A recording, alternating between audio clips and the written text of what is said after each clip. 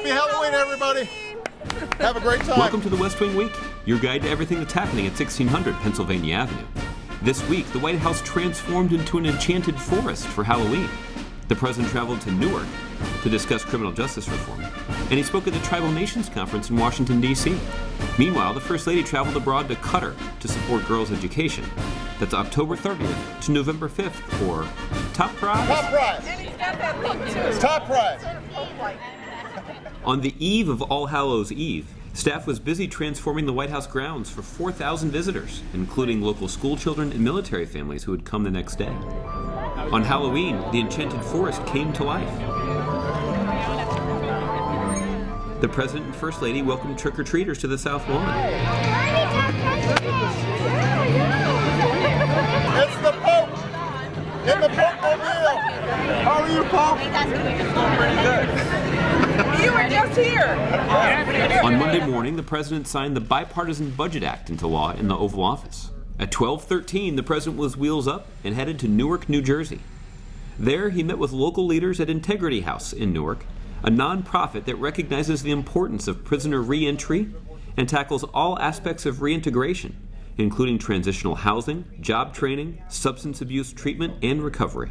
Then the President spoke at Rutgers University about the need for comprehensive criminal justice reform and announced new actions to reintegrate formerly incarcerated individuals back into their communities. There are people who have gone through tough times. They've made mistakes, but with a little bit of help, they can get on the right path. And that's what we have to invest in. On Tuesday, the First Lady, joined by Conan O'Brien, visited a military base in Qatar to show her support for the 11,000 U.S. troops stationed there.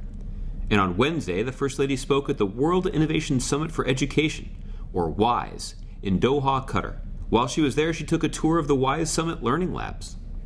Meanwhile, back at the ranch, the President hopped on a phone call with HHS Secretary Sylvia Burwell to discuss how Americans can enroll in health insurance. The open enrollment period ends on January 31st, so be sure to get covered today at healthcare.gov. In the wee hours of Thursday morning, the text of the Trans-Pacific Partnership Trade Agreement was released. You can read the whole agreement online and learn how the agreement will be good for the economy, good for job creation, and most importantly, good for middle-class workers. On Thursday afternoon, the President was talking healthcare with radio reporters from across the country, from cities that are all a part of the new Healthy Communities Challenge.